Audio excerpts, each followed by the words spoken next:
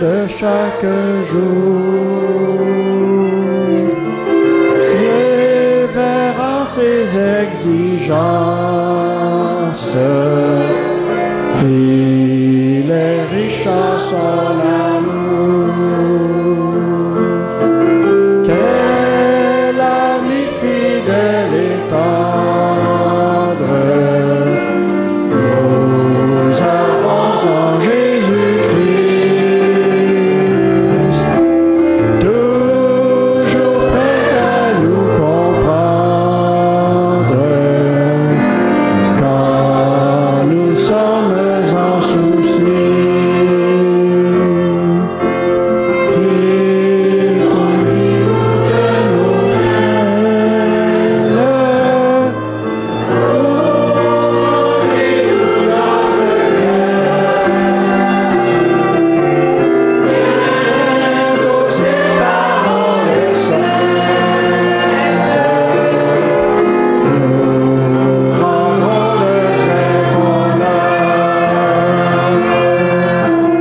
Quel ami fidèle et tendre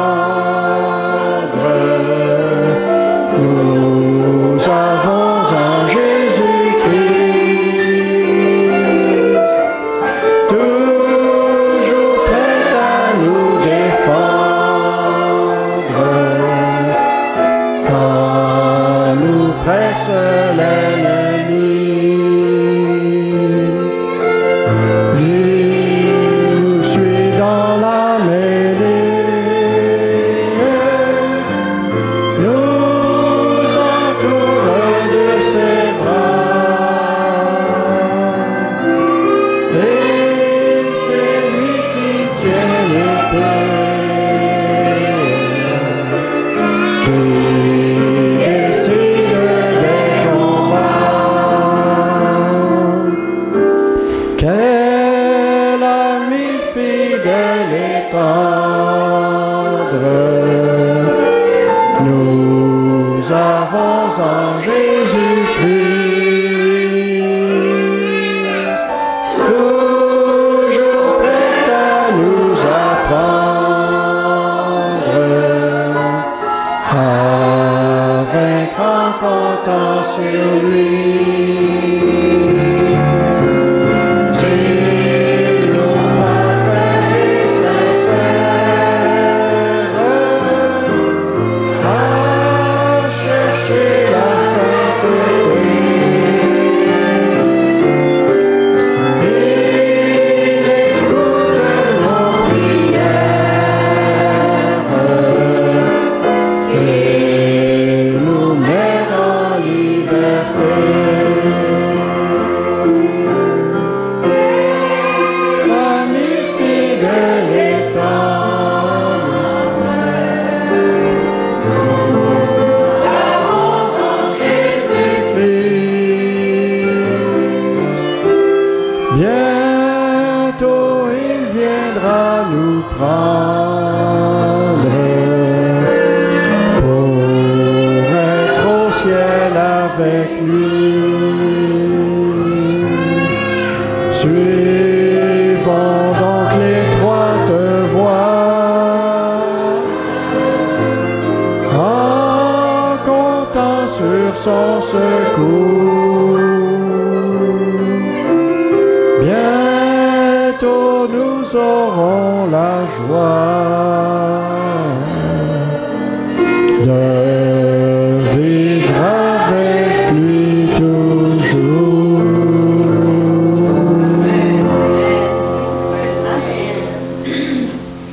Prochain chant, il est exalté à la page 4.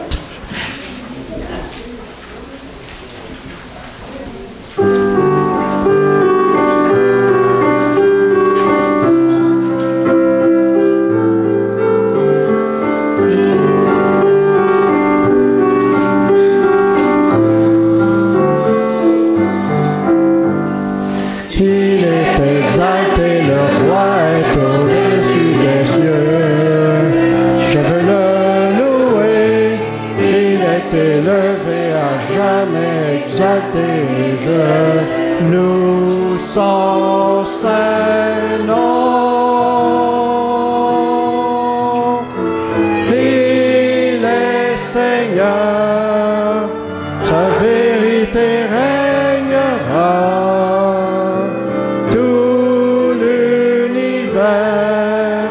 se réjouit en son Saint-Nom. Il est exalté, le roi est au-dessus des cieux. Il est exalté, le roi est au-dessus des cieux. Je veux le louer, il est exalté, exalté, je loue son Saint-Nom.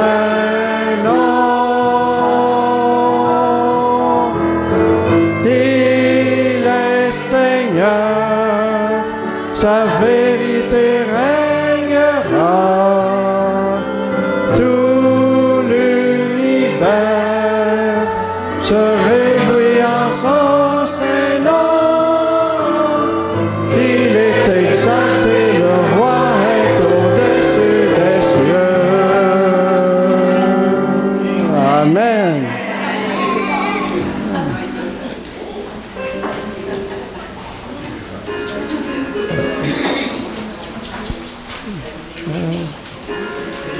On chante celui-là. Ça, vous avez une feuille imprimée. Si vous n'avez pas une feuille, asseyez-vous près de quelqu'un qui a une feuille. Debout sur les promesses de Dieu. Standing on the promises.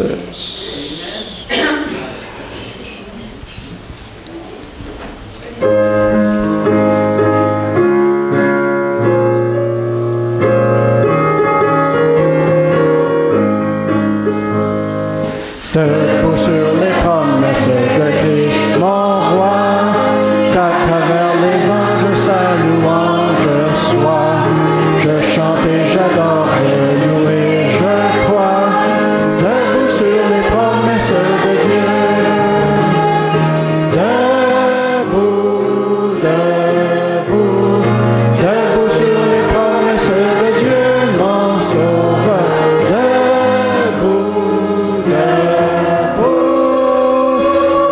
Je me tiens sur les promesses de Dieu, debout sur les promesses qui me soutiennent.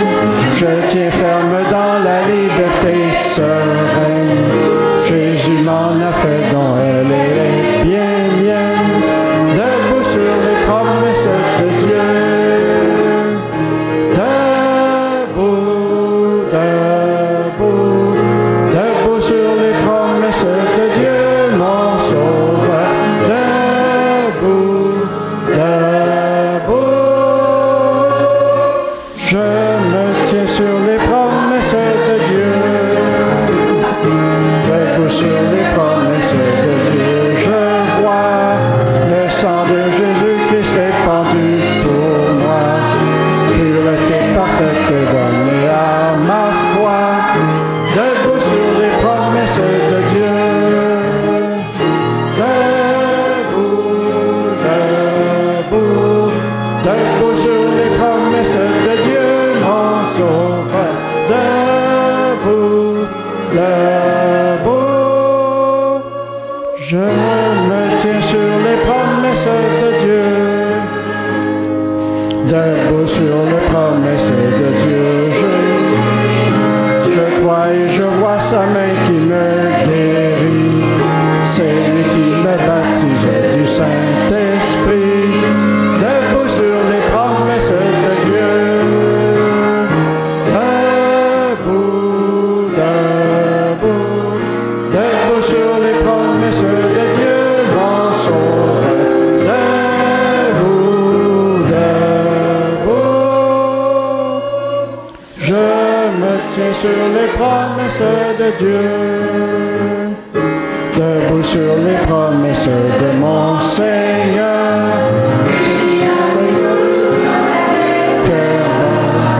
Par l'épée du Saint-Esprit, on sera vainqueur. Debout sur les promesses de Dieu. Debout, debout, debout sur les promesses de Dieu, mon sauveur. Debout, debout, je me tiens sur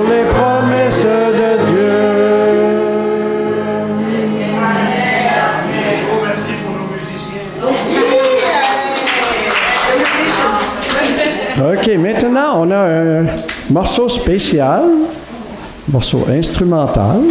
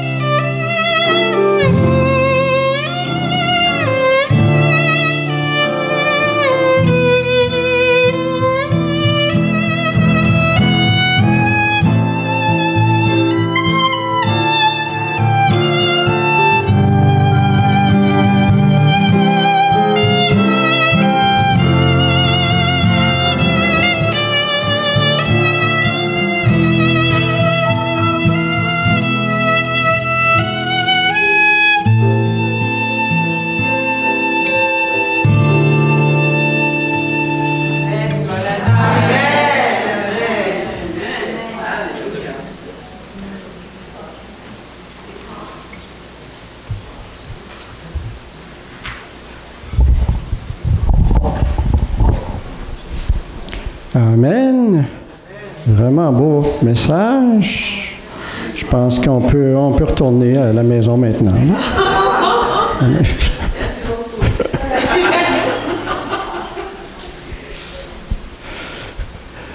Bon, je pense qu'on a quelqu'un qui veut prêcher, donc on va lui laisser la place. Non, c'est pas malheureusement. On peut prendre ça comme ça. Non, on est content d'entendre le dernier message. Pourquoi est-ce que j'ai mis les couleurs comme ça autour aujourd'hui? Parce que c'est supposé être la Odyssée. Hein? La Odyssée est ni chaude ni froide. Donc, j'ai mis un mélange de couleurs. Là. C'est pas trop où est-ce qu'on s'en va avec. Oui, c'est ça. OK, alors je laisse la parole à Jacqueline. OK, donc je vois, Daniel, je ne vais pas te tenir rigueur, hein? Parce que c'est comme que vous pouvez aller chez vous, là. La musique est trop bonne. Je ne vais pas entendre la voix de Jacqueline. Bon, pas de problème, Daniel. Jésus t'aime et Jésus m'aime aussi. Je suis très contente de vous voir ce matin. Avant même que je ne commence, je voudrais accueillir la femme de notre trésorier adjoint de la fédération. Elle va nous interpréter un morceau chanté cette fois-ci. OK? Elle parle espagnol, elle parle anglais, elle comprend un petit peu le français. Mais la musique n'a pas de langue. Quand c'est une belle musique, c'est une belle musique. On va apprécier sa musique. Merci beaucoup d'avoir répondu à mon invitation.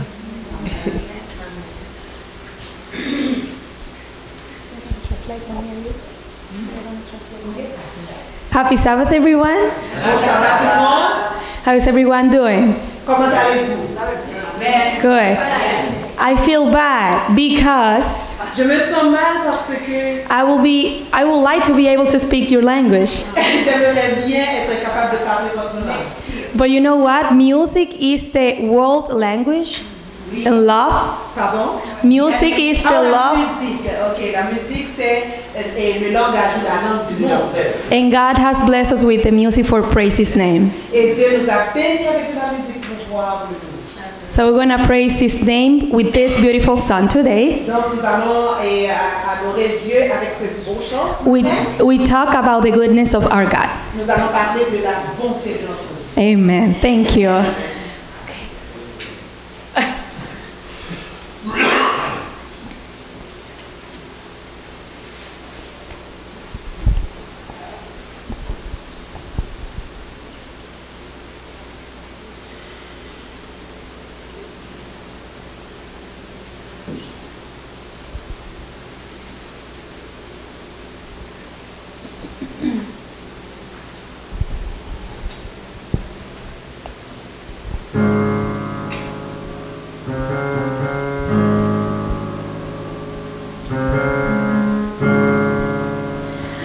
I love you, Lord, for your mercy never fails me. All my days I've been held in your hands.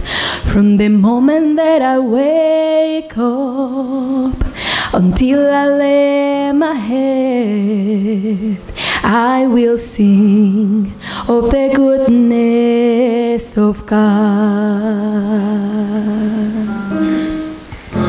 'Cause all my life you have been faithful.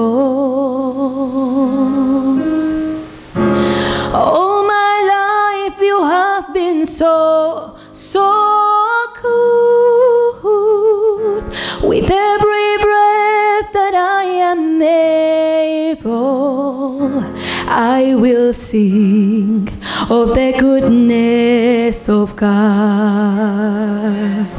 I love your voice. You have led me through the fire. In darkness night, you are close like no other. I've known you as a father, I've known you as a friend, and I have lived for the goodness of God. 'Cause all my life you have been faithful. Whoa. All my life you have been so good. With every breath that I am able, I will sing of the goodness of God. Oh, 'cause all my life you have been faithful. All my life you have been so good.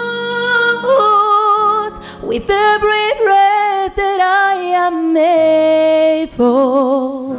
I will sing of the goodness of God. Oh, I will sing of the goodness of God.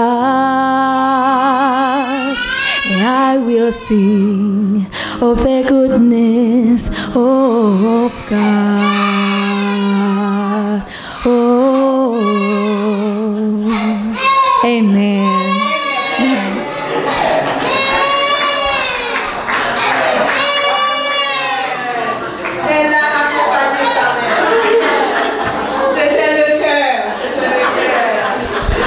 Thank you so much.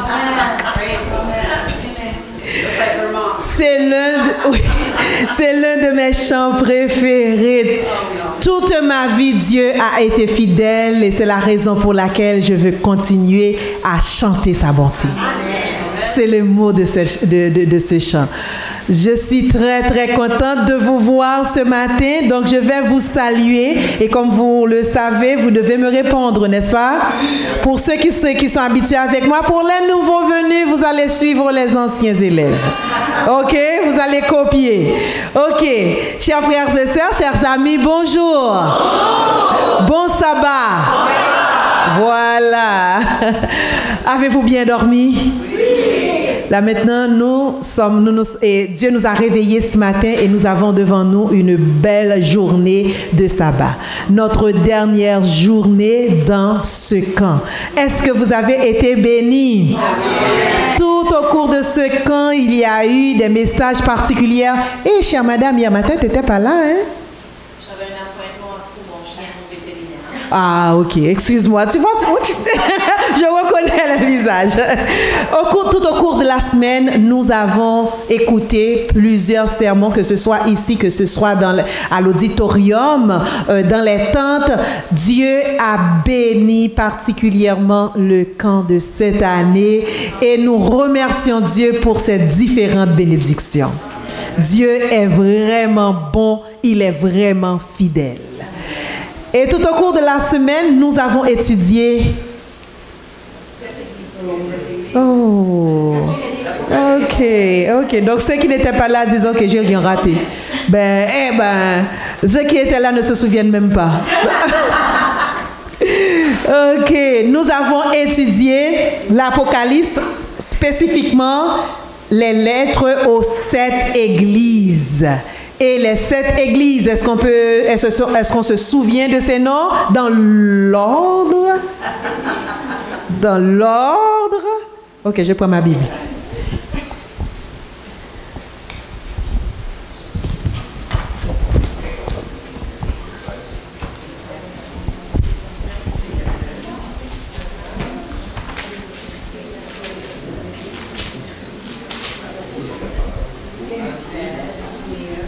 Là, oui, hein, on est en train de pratiquer, hein?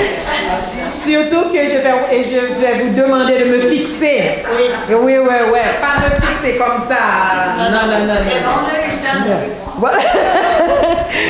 Ok, allons-y. Première église. Éphèse. Et Éphèse, c'était l'église qui avait perdu son premier amour, une bonne théologie, de bons enseignements, mais manquait d'amour. Elle avait oublié son premier amour. Deuxième église, Smyrne, c'est l'église persécutée, mais fidèle. C'est la seule église où Jésus n'a absolument rien à dire comme reproche. Merci beaucoup pour le mot. Troisième église, Pergame. C'est l'église qui est compromise. Quatrième église, Thyatire. C'est l'église apostasiée parce que c'est à l'intérieur de cette église que les mauvais enseignements sortaient. Ok. Ensuite, quatrième église. Cinquième ou quatrième? Oui. Ok. Oui. Ok, ceux qui n'étaient pas là, vous voyez avec quel groupe j'avais affaire au cours de la semaine. Je ne pouvais même pas parler, il m'empêchait de parler. Tout ce que je disais, elle remettait en question. Ok, 5e église, c'est l'église de Sardes. Et cette église, c'est une église morte spirituellement. Et 6e église, l'église de Philadelphie, c'est l'église de l'amour fraternel, mais qui a peu de puissance. Et la dernière église, c'est l'église Laodicée et ouais, c'est l'église qui se croit riche, mais qui, en fait, qui n'a rien, qui est pauvre. Et c'est l'église qui est tiède. Nous sommes restés au 1er siècle, n'est-ce pas? Mais ça ne veut pas dire que l'application historique de ces églises sur toute l'histoire de la religion chrétienne n'est plus de mise.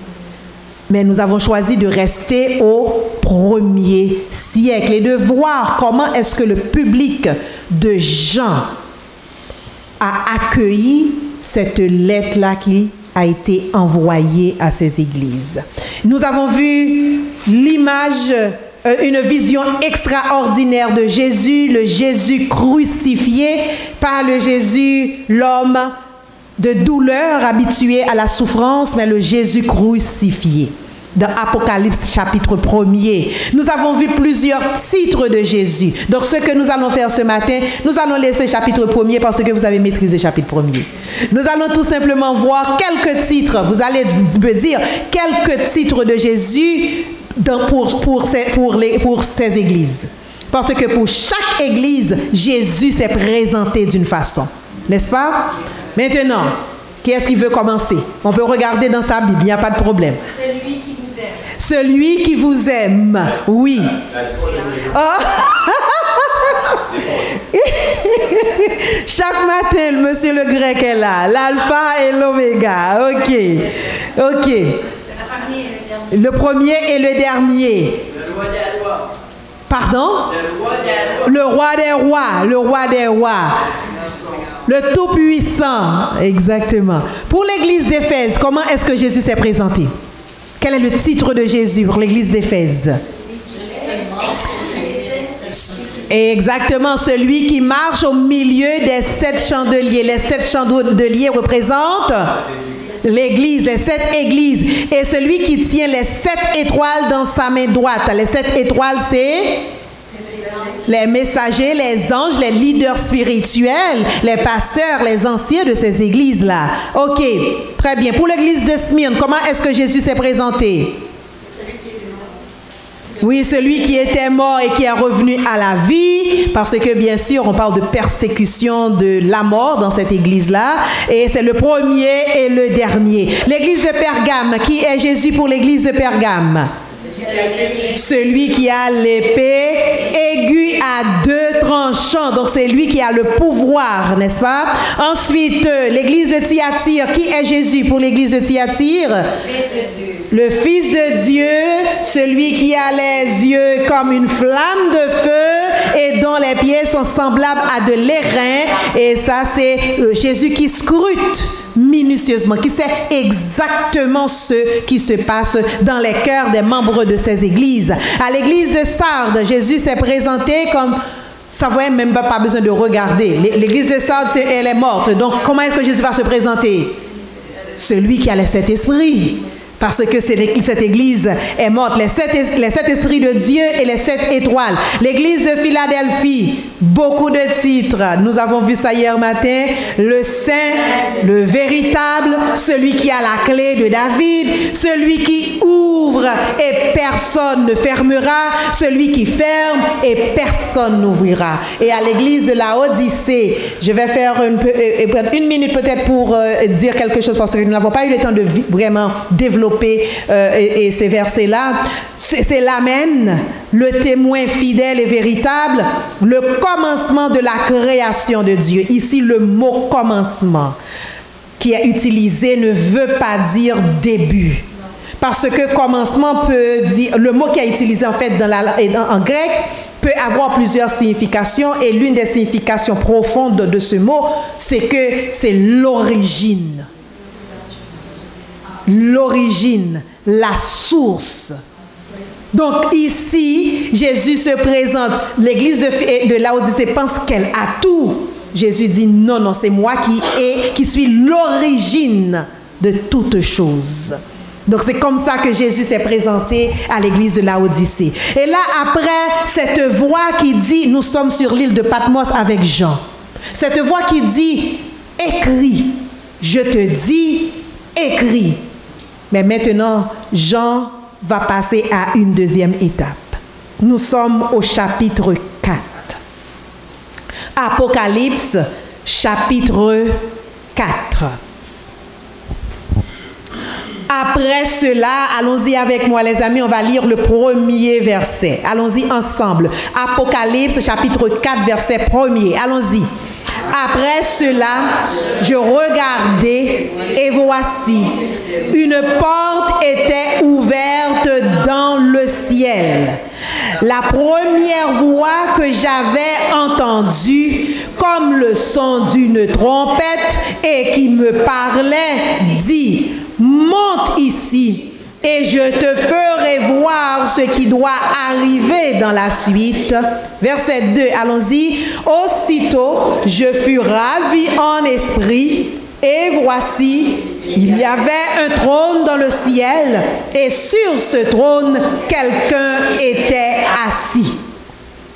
Jean commence, il finit d'entendre les messages pour les 7 églises et là, il raconte. Le style épistolaire est terminé parce que quand on voit les 7 lettres, c'est dans un style de lettres. Et les différents symboles ou les mots qui sont utilisés sont vraiment familiers au public du 1er siècle. Mais là maintenant, dans cette partie, le ton va changer. Le langage va changer. Les symboles vont changer. Ça va demander une étude beaucoup plus approfondie des allusions qui seront faites dans la suite de sa vision. C'est pas la même chose. Là, il dit après ces choses-là, après cela, après avoir écouté et écrit toutes ces lettres, je regardais. Et voici une porte était ouverte dans le ciel. Regardez bien le choix des mots qui est dit. Une porte était ouverte dans le ciel. Si je dis qu'une porte est ouverte dans le temple, dans ce sanctuaire-là, est-ce que c'est à l'extérieur? Est-ce que c'est la porte d'entrée?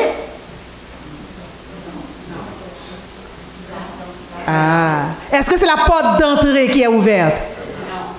On a dit une porte était ouverte dans le ciel. Yes, à l'intérieur du ciel. Ceux qui ont étudié les mots qui sont utilisés dans ce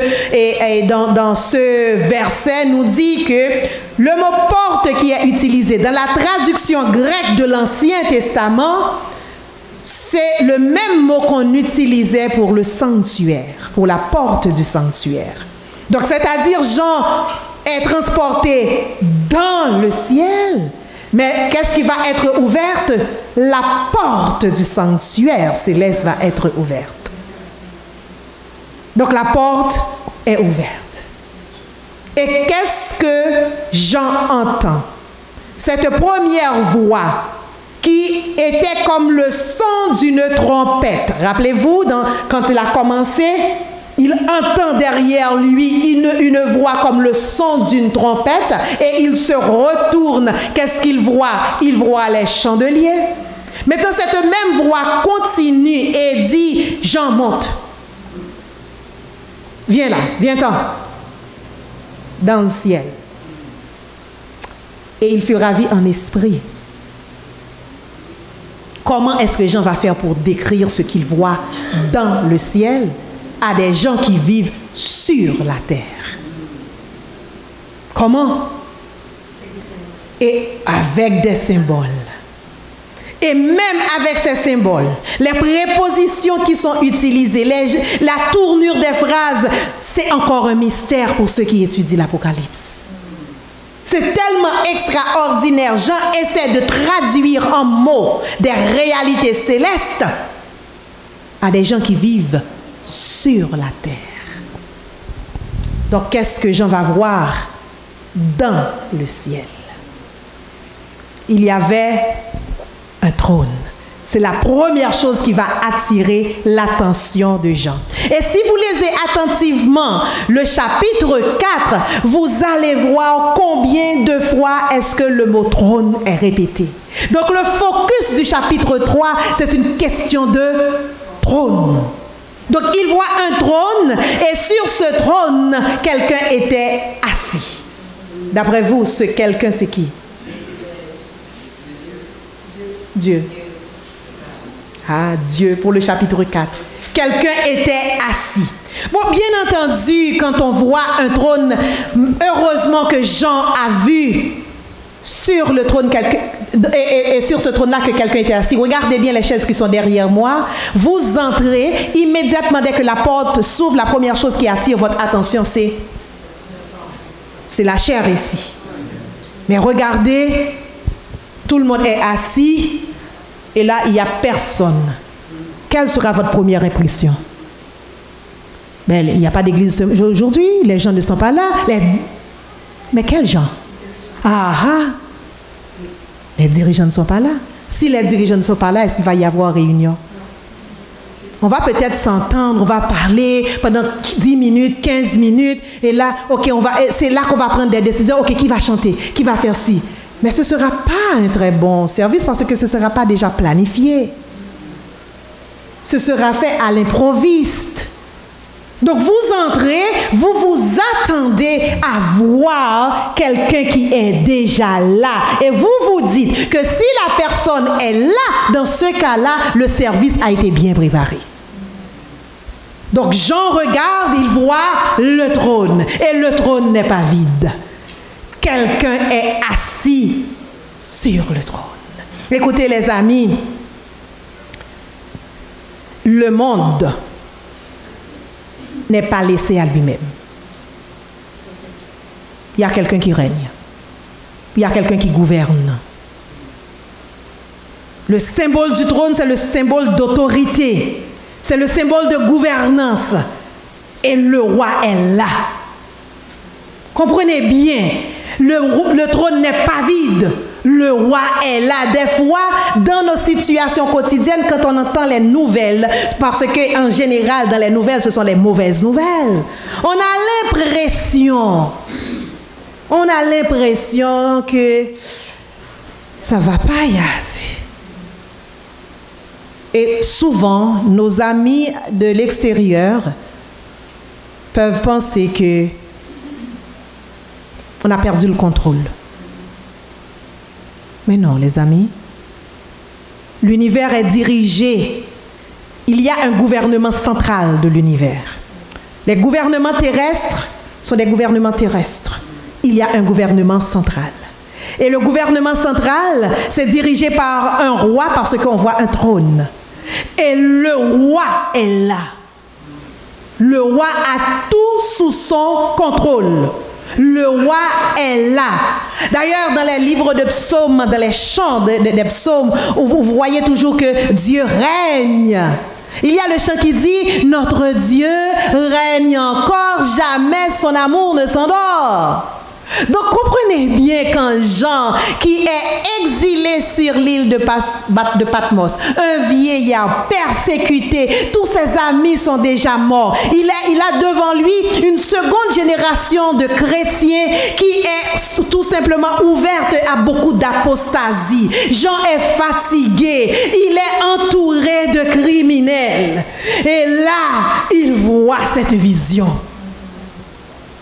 Quelle que soit la situation sur la terre, notre Dieu, le Dieu que je sers, règne encore. Et quand il va continuer à regarder, écoutez, si vous prenez, ce sera mon dernier devoir pour vous. Allez-y les amis à la maison, prenez votre temps avec votre épouse, avec votre époux, avec vos enfants ou bien seul. Relisez les chapitres 4 et 5. Parce que vous allez voir, il dit celui qui était assis avait l'aspect d'une pierre de jaspe et de sardoine. Et le trône était environné d'arc-en-ciel semblable à de l'émeraude. Regardez bien, il ne dit pas exactement c'est ça, mais il donne des métaphores semblables. C'est comme si autour du trône, et je vis 24 autres trônes, et sur ces trônes, 24 vieillards assis, revêtus de vêtements blancs et sur leur tête des couronnes d'or. Du trône sortaient des éclairs, des voix et des tonnerres. Devant le trône brûlent 7 lampes ardentes qui sont les 7 esprits de Dieu. Et là, il continue autour du trône, devant le trône, à côté du trône. C'est comme il y a cette ambiance extraordinaire. Et bien sûr, nous voyons dans cette vision, il fait mention de 24 vieillards.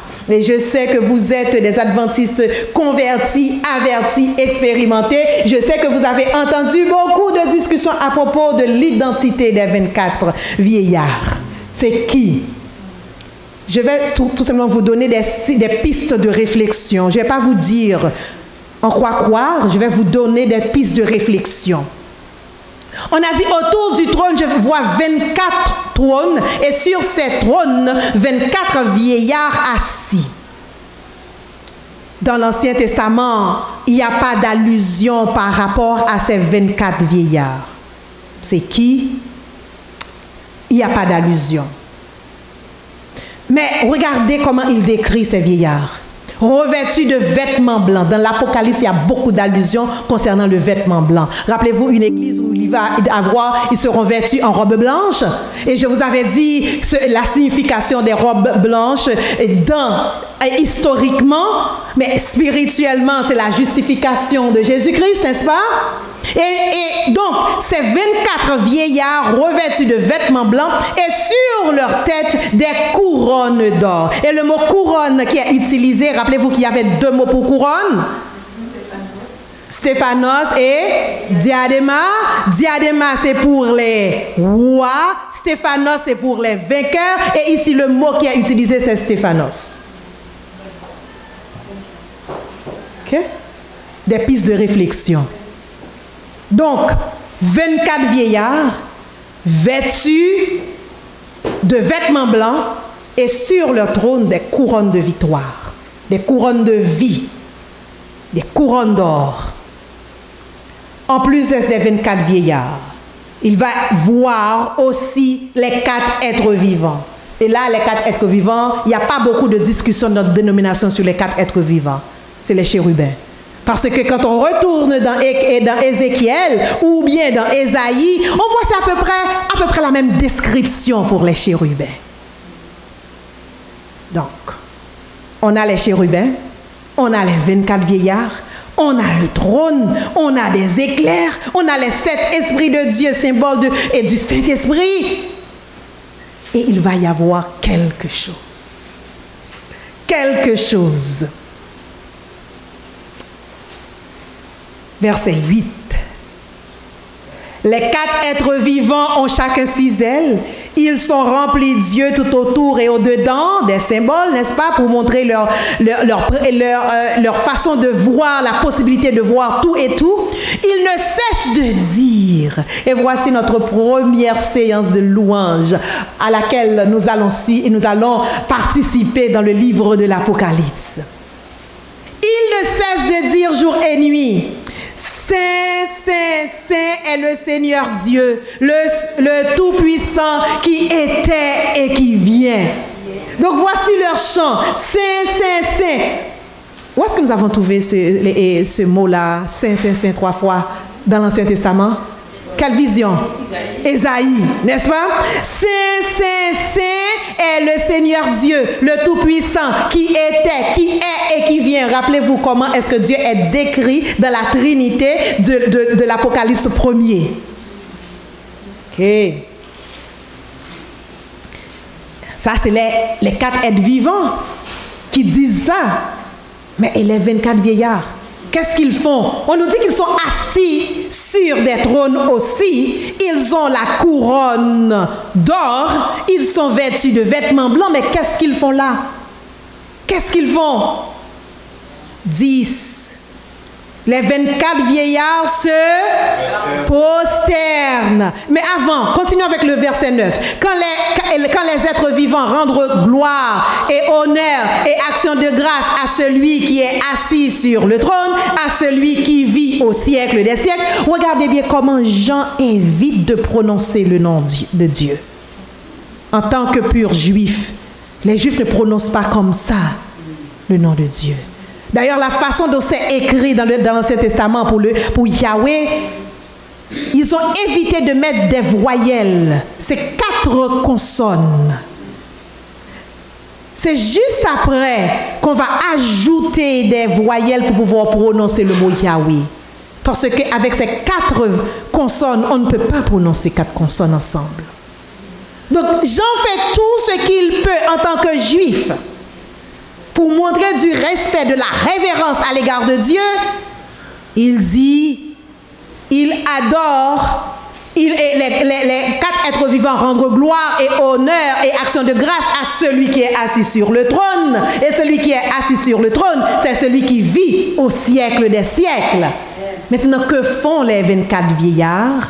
Les 24 vieillards se prosternent devant celui qui est assis sur le trône aussi. Comprenez bien, ils sont assis sur des trônes, donc ce sont des rois ou des princes. Mais qu'est-ce qu'ils font? Ils se prosternent devant le roi tout-puissant. Et là, l'image de cela pour les gens du 1er siècle est frappante. Parce que dans la conquête de l'Empire romain, les rois ou les princes qui ont été conquis doivent participer à cette grande cérémonie pour l'empereur. Et là, ils arrivent vêtus de leurs beaux vêtements royaux. Et là, ils déposent leur couronne pour dire à l'empereur romain que, OK, c'est toi qui règnes maintenant. Donc, les 24 vieillards se prosternent, celui qui est assis sur le trône, et ils adorent celui qui vit au siècle des siècles. Et ils jettent leur couronne devant le trône en disant, allons-y avec moi les amis. Qu'est-ce que disent les 24 vieillards? Allons-y. Tu es digne, notre Seigneur et notre Dieu, de recevoir la gloire et l'honneur et la puissance, car tu as créé toutes choses et c'est par ta volonté qu'elles existent et qu'elles ont été créées. Amen. Notre première raison d'adorer Dieu, c'est parce qu'il est le Créateur. Amen. Quelles que soient les circonstances de notre vie, c'est bien d'éprouver de la gratitude envers Dieu pour tout ce que Dieu nous donne. Pour la nourriture, pour le vêtement, pour les amis, pour la famille, pour l'église, pour une situation paisible de notre voisinage, pour la possibilité qu'il nous donne de marcher, de respirer, de parler, de sentir, d'apprendre, c'est très bien. Mais si jamais nous nous retrouvons à l'hôpital demain, est-ce que nous allons dire que nous n'allons pas louer Dieu parce que nous sommes malades? Si jamais nous perdons notre situation financière, si jamais nous sommes dans une situation de solitude extrême, qu'est-ce qui va se passer? La première raison de louer Dieu, c'est parce qu'il est le Créateur. Et vous comprenez pourquoi est-ce qu'on veut tout simplement mettre le livre de la Genèse de côté? Parce que le grand conflit dans l'Apocalypse, c'est une question d'adoration. Et la première raison qu'on a de louer Dieu, c'est parce qu'il est le Créateur. Amen. Donc les 24 vieillards sont là, ils sont en train de dire, tu es digne, notre Dieu, de recevoir la gloire et la puissance, car tu as créé toutes choses. Et c'est par ta volonté qu'elles existent et qu'elles ont été créées. Et je me souviens de ce chant, il a parlé, ce Dieu que je révère. Et des soleils, l'éclatante lumière, brilla soudain à son appel. Mais il y a un petit problème, les amis, vous ne voyez pas? Celui qui est assis sur le trône, Dieu créateur, le Dieu qui règne. Il y a le Saint-Esprit qui est là en forme de sept esprits qui sont autour du trône. Il y a les chérubins. Il y a les 24 vieillards. Ne manque-t-il pas une personne? Donc c'est pourquoi il faut lire le chapitre 5. Exactement, ça s'en vient. Puis je vis dans la main droite de celui qui était assis sur le trône un livre qui était écrit en dedans et en dehors, scellé de 7 sceaux. Le mot livre ici, c'est scroll. C'est comme un parchemin. OK? C'est pas comme ça, hein? Parce qu'on n'est pas au 21e siècle. Rappelez-vous, hein? On n'est pas au 21e siècle. Maintenant, nos livres sont présentés de cette façon-là, mais ce n'est pas comme ça. OK? Je vis un ange puissant qui criait. Là, maintenant, on commence à voir d'autres personnages dans le ciel. Un ange puissant qui criait d'une voix forte. Qui est digne d'ouvrir le livre et d'en rompre les sceaux?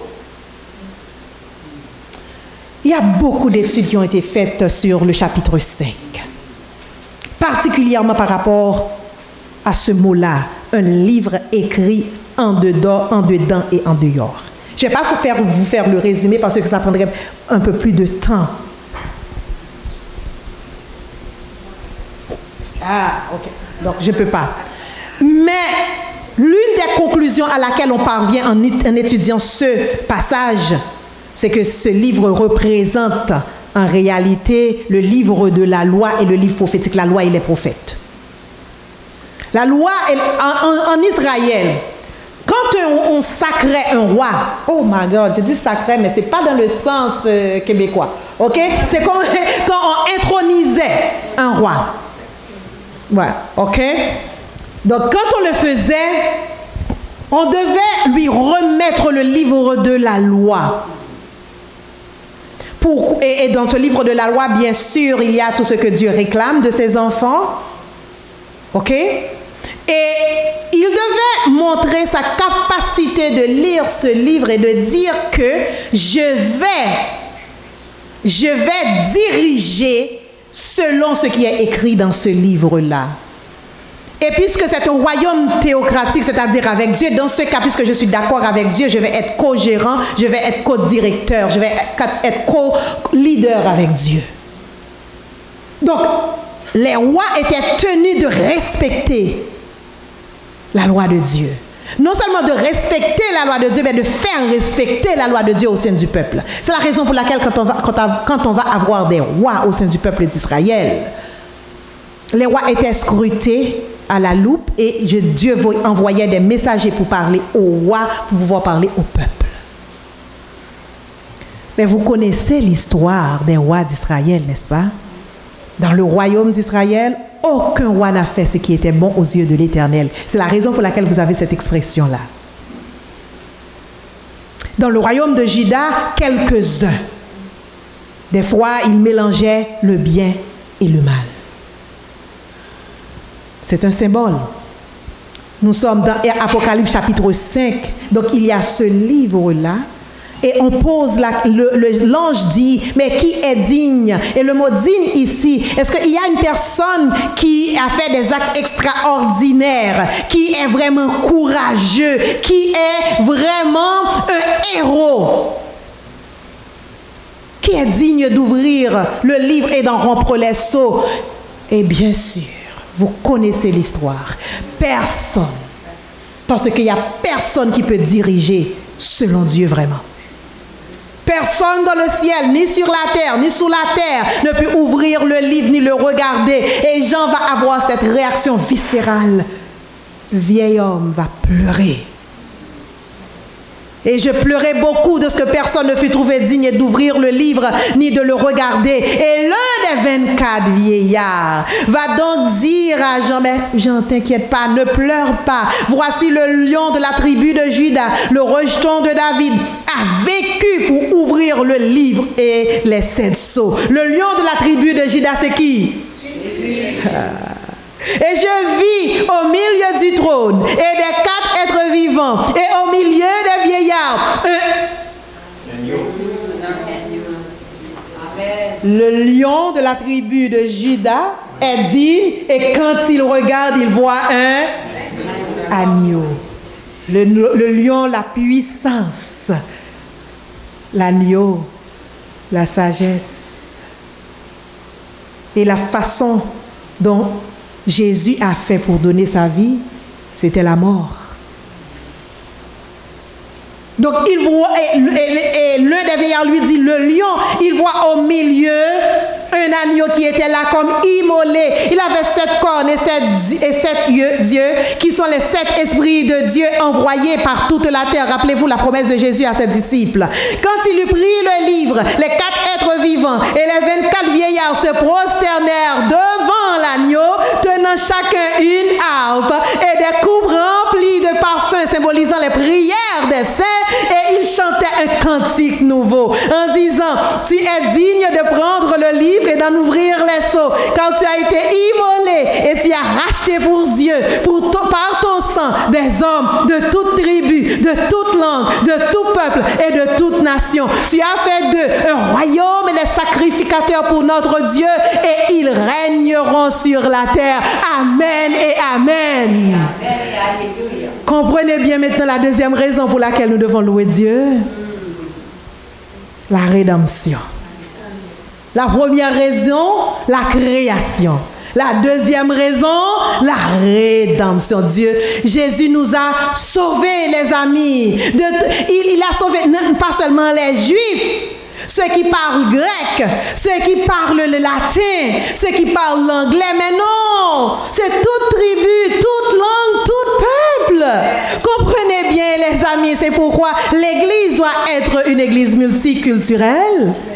Parce que Jésus a donné son sang pour tout le monde. Donc les 24 vieillards qui sont là, regardez bien, une petite nuance. Les 4 êtres vivants et les 24 vieillards se prosternent. Au début, on a dit seulement les 4 êtres vivants ont chanté. Ensuite, il y a les 24 vieillards. Mais maintenant, les 4 êtres vivants et les 24 vieillards se prosternent ensemble devant l'agneau. Et là, maintenant, les instruments de musique vont être là. Les prières, nos prières vont être là. Il disait, et ensuite, au verset 11, je regardais et j'entendis, maintenant la chorale s'agrandit. J'entendis la voix de beaucoup d'anges autour du trône et des êtres vivants et des vieillards, et leur nombre était des myriades et des milliers de milliers. Écoutez les amis, oui, on est, je ne sais pas, 8 milliards sur la terre maintenant, mais ça ne représente rien devant la population céleste. Donc Jean va voir, et au tout début, il a entendu les 4 êtres vivants. Ensuite, ça commence à augmenter, les 24 vieillards. Ensuite, les 24 vieillards et les 4 êtres vivants. Ensuite, maintenant, les anges, des milliers et des milliers, des myriades de myriades. Et qu'est-ce qu'ils disaient? Allons-y au verset 12.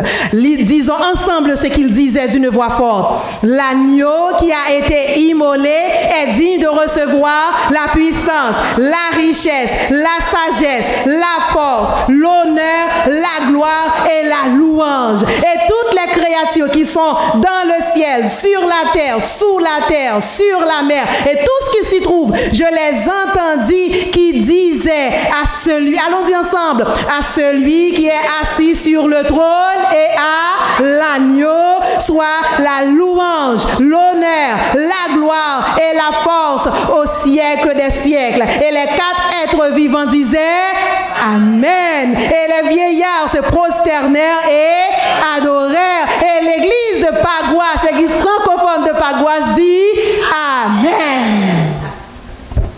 Comprenez-vous pourquoi je ne pouvais pas ne pas voir chapitre 4 et 5? C'est la cérémonie de louange, de gloire extraordinaire qu'on a dans le livre de l'Apocalypse. Et bien sûr, il y a beaucoup de symboles, il y a beaucoup de choses. Je n'ai fait que passer rapidement Mais il y a tellement de choses dans ces 2 chapitres-là. C'est la raison pour laquelle hier, je vous ai invité à lire d'autres commentaires sur l'Apocalypse pour aller profondément dans ces symboles. La louange. Dieu mérite notre louange parce qu'il est notre Créateur. La Trinité mérite notre louange. Jésus mérite notre louange parce qu'il nous a sauvés. Les amis, je ne sais pas ce qui se passe dans votre vie ce matin. Vous pouvez ne pas avoir ce que vous voulez. Vous pouvez avoir eu des situations très difficiles dans votre vie. Ne vous inquiétez pas. Tout est sous contrôle. Tout est sous contrôle. Adorez notre Dieu. Remerciez Jésus pour ce qu'il a fait dans votre vie. Il a fait de vous un royaume et des sacrificateurs pour son Père. Je ne veux pas vous dire ce matin, après avoir quitté ce sanctuaire, que tous vos problèmes seront résolus. Comme je vous l'ai dit déjà au cours de la semaine, je ne suis pas partisan de la théorie de prospérité, de la théologie de prospérité. L'image des églises de l'Apocalypse nous montre bien que nous devons passer par des tribulations. Mais Jésus est à notre côté. Et il a déjà vaincu. Parce que quand Jean a regardé, voici, personne ne pouvait ouvrir ce livre. Personne ne pouvait appliquer toutes les recommandations de Dieu. Les lois ne pouvaient diriger le monde. Mais Jésus est digne. Il est mort sur la croix. Il a été ressuscité. Maintenant, il est vivant au siècle des siècles. Et si jamais dans votre vie, maintenant, vous n'avez pas tout ce que vous voulez, ne vous inquiétez pas. Jésus va revenir bientôt. Et là, vous aurez la vie éternelle. Vous devez seulement avoir cette assurance. Vous êtes dans le livre de vie. Votre nom est écrit dans le livre de vie. Et là maintenant, puisque vous pouvez avoir cette assurance parce que Jésus veut vous donner la vie. Et tout est sur son dos, n'est-ce pas? On a vu ça chaque soir dans les prédications. Et puisque vous avez cette assurance, pourquoi ne pas tout le temps chanter les merveilles de Dieu, quelles que soient les circonstances? Quelles que soient les circonstances. On est jeune, on se pose des questions sur son avenir. Jésus est au contrôle. On est adulte, on se pose des questions sur sa famille, sur ses enfants. Jésus est au contrôle. On est retraité, on se pose des questions sur son avenir. Qu'est-ce qui va se passer? Est-ce que je vais être malade? Est-ce que je vais garder ma mobilité? Qu'est-ce qui va se passer? Ne vous inquiétez pas. Parce qu'il ne faut pas avoir peur de ce qui peut détruire le corps. Mais tout simplement, il faut s'assurer que votre âme est sécurisée en Jésus. Et si votre âme est sécurisée en Jésus, il n'y a pas de problème. Quelle assurance, je suis sauvé. Quel avant-goût du ciel m'est donné. Né de l'Esprit, baptisé de feu. Les amis, le livre de l'Apocalypse, c'est un livre, oui, c'est un petit peu difficile. Il y a beaucoup d'études à faire, il y a beaucoup de choses à voir. Et je n'ai pas vu avec vous le tiers de ce que j'aurais dû voir.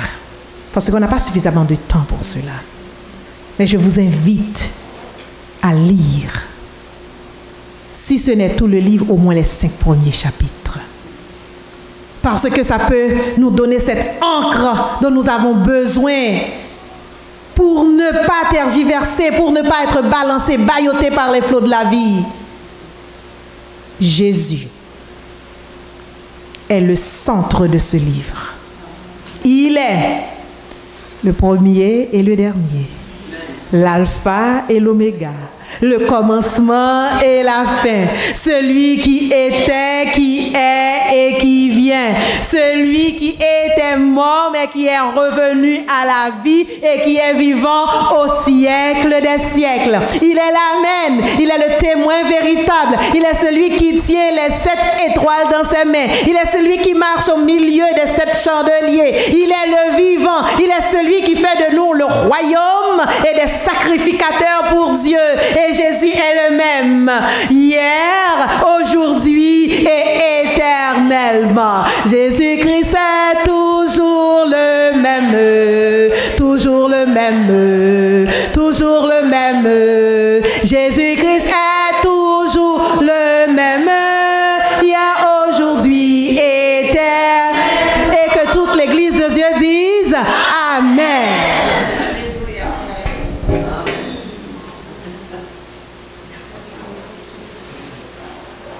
Moi, j'ai une chose à dire. La musique était le gâteau, mais toi, t'es le frosting avec la cherry sur le tête. De l'amour de Dieu.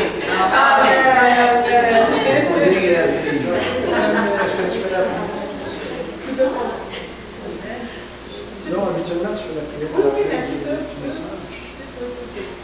Aujourd'hui, c'est toi. Ok, je la ferai tantôt. Commencez par faire les annonces avant. On va chanter. Ok, donc aujourd'hui, une autre belle journée.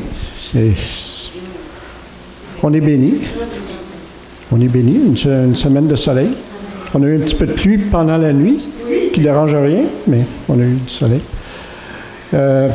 Ça va être parfait pour les baptêmes. Un peu frais peut-être, 23 degrés, mais je pense que ceux qui vont être baptisés, ça ne les dérangera pas. Peut-être les pasteurs vont se plaindre. L'école du sabbat aujourd'hui à 2h30. Au lieu de 2h, on a passé 2h30. Alors, comme ça va laisser un petit peu plus de temps pour, après manger, pour relaxer, prendre une petite marche. Et puis, on se rencontre ici à 2h30 pour faire l'école du sabbat. C'est déjà le dernier jour du camp meeting. La dernière fois qu'on va chanter le chant de clôture ensemble, qui est « Jésus est au milieu de nous ». Levons-nous.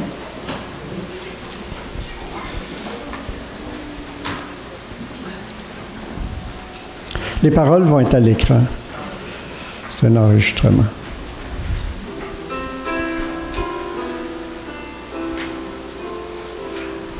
Jésus est au milieu de nous, son regard s'abaisse sur nous, sa douce voix entendez-vous.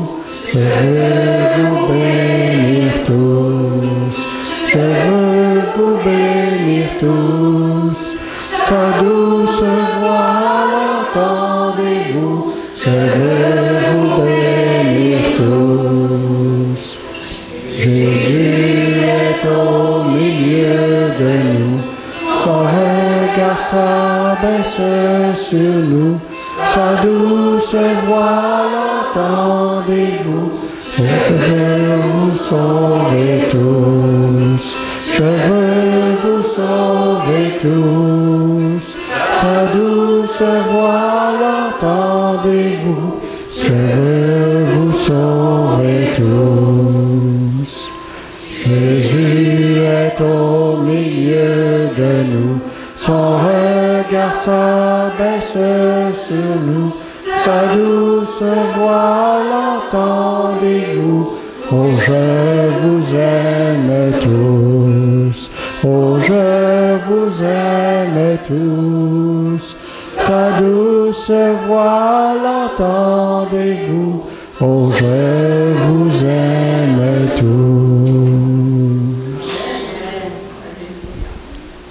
Notre Père Céleste, on te remercie pour cette étude aujourd'hui et toute l'étude de la semaine, ce livre de l'Apocalypse que tu nous as légué, que tu nous as donné, que tu nous as laissé, afin qu'on puisse le lire.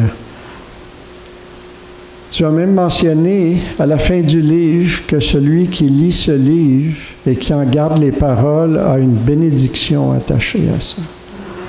Bénédiction parce qu'on peut comprendre plus, mieux le plan du salut. On peut voir l'œuvre de Jésus on peut voir l'œuvre du Père et du Saint-Esprit à travers les âges, jusqu'à aujourd'hui et jusqu'à la fin du monde.